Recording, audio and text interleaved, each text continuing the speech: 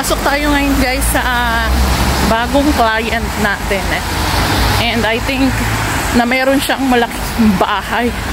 Grabe guys yung mga bahay dito, ang lalaki, mga villa. So bago kong client to guys, binigay lang ng isa sa friend ko dito na nagwo-work sa salon. Yan, shoutout kay Dayan. So malaki nga yung bahay, kaya pala gusto nila 8 oras daw ako magtrabaho. O diba, ganito ang buhay ko guys dito. Pag may bago akong client, talagang kailangan kong hanapin yung bahay nila. Kailangan mas maaga ka guys sa paghanap ng bahay. Lalo na pag bago kang client, kailangan mong magpa-impress. Yan o, salamat sa Google Map kasi ginaguide ako ni Google. Okay ngayon si Google guys. Number 67 yung hinahanap ko. O just imagine na hanggang 100 yung bila dito. So number 67. Bila 17 to 30. Oh, dito tayo 72.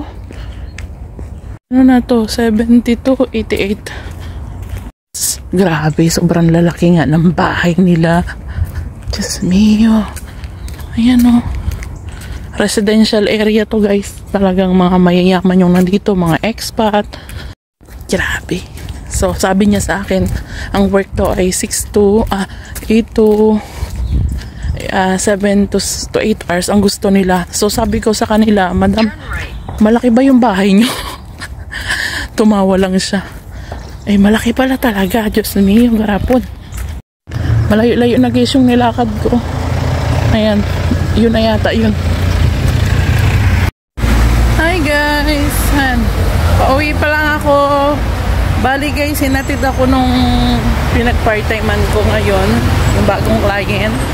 Kasi yung lugar niya dito guys, may pinuntahan pala siyang parang may pupuntahan sila ng friend niya near lang dito sa house ko. Kaya dinarap niya ako dito guys, so hindi na ako namasahe. Hello guys, good morning! Yan, dito tayo ngayon sa bibili kami ng tubig. Bibili tayo ng tubig ni Jacob. Gawa ng nasira guys yung baonan niya ba ng pang sa school. So kailangan bumili lagi ng tubig na yung disposable. Hindi pa kasi ako guys nakakapunta ng Pepco. Sa Pepco kasi guys sobrang mura ng mga gamit doon ng bata. Mabilisan lang kasi papasok nasira pa yung bag ko, Diyos mio. Yan guys, nandito na kami. Malapit na kami sa school ni Jacob. Buti na lang yung pasok ko ngayong umaga is walang oras. So pwede akong pumasok ng hapon, pwede akong pumasok ng tanghali kasi yun yung bahay ni Ma'am Emma. So yun yung malaking bahay na nililinisan ko guys. So kahapon nagpunta ako dun sa bago kong client na mansion guys, yung bahay sobra. As in, yung 7 hours ko guys, alam nyo kung saan lang ako naglinis? Sa first floor. So 4 yung room. Sobrang laki guys, as in kung sa atin mansion. Tapos sila lang mag-asawa nakatira doon. Tapos lagi daw silang wala, kaya sobrang dumi ng bahay. Tapos may anak sila na 3, 2 kambal, tapos 1 lalaki. Mga nasa London daw. Kaya sobrang dumi ng kwarto nila. Nilinis ko. Nashock nga yung nanay niya ni madam, sabi niya, pasensya ka na kasi sobrang kalat daw nung mga room ng mga anak niya. Sabi ko dun kay madam, sabi ko normal lang yan sa akin. May mas makalat pa dyan sa bahay nyo, sobra.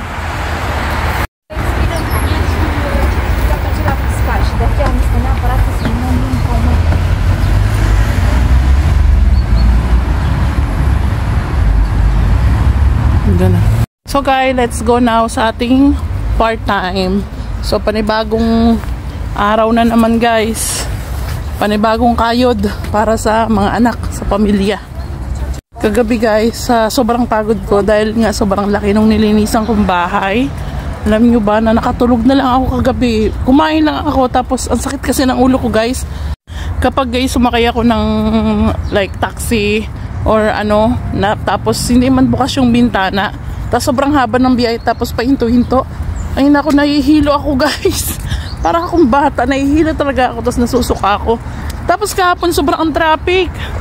Tapos yung andar ni madam, pahinto-hinto. Kaya ayun. Pagdating ko ng bahay, kumain lang ako. Tapos nagpatunaw bago ako humiga. Nakatulog na ako, hindi na ako nakapag-edit ba ng video. Sobrang lamig sa labas, sobrang init sa metro, sa tren. Just me, yun. Tinan nyo guys, oh. Nagpapawis na ako. Sobrang init sa loob. Sobrang dami kasing tao.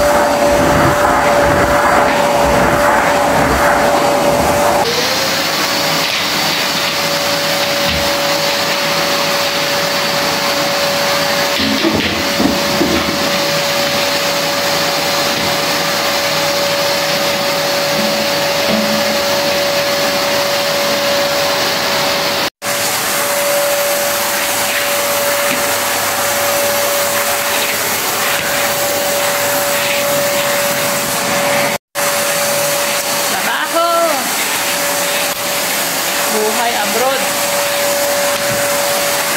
Nahirap kumita ng pera dito. Kailangan bawat pera mo pinapagsikapan. Malinis na ulit guys. Ayan. So ngayon guys, tapos na po ang aking trabaho. 5 oras siya. Namalansya ako ng madami.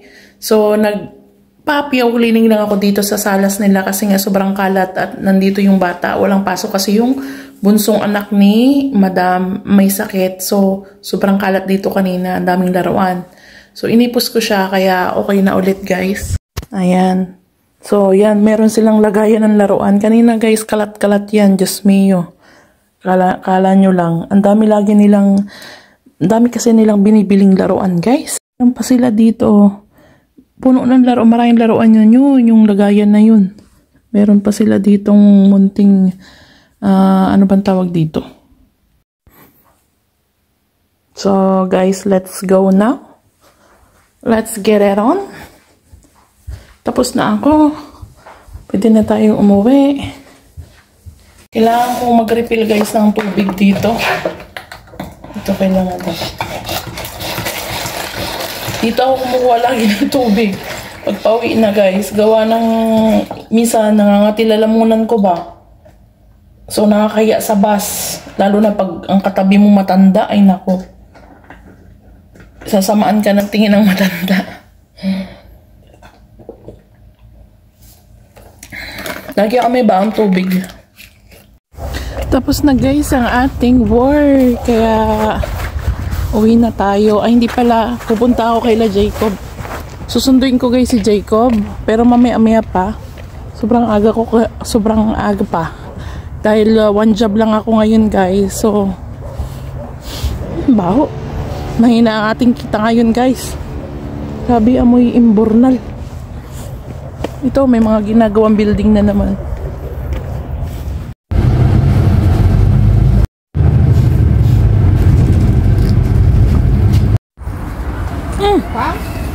See Papa? Papa. They give you that in school? Bravo. Eat.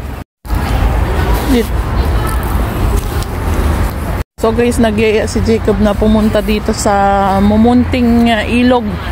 Munting lake dito. Pasyal muna natin si Jacob kasi maaga pa naman. Konting oras. Hello guys. So, let's see dito guys sa Oh, ang ganda no.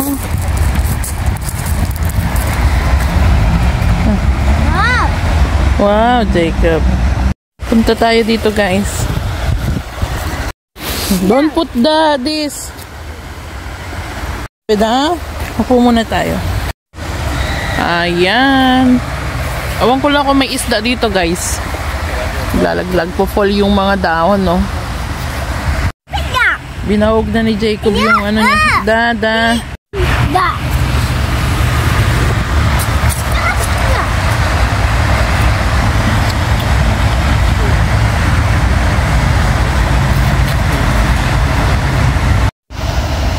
Ang ganda, no, Jacob? Say hi. Hello. Hello.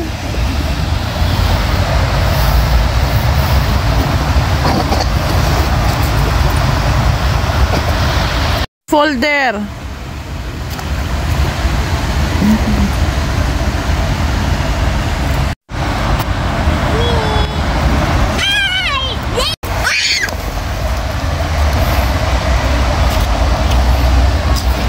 Maybe you fall, Mr. Dan Jacobo.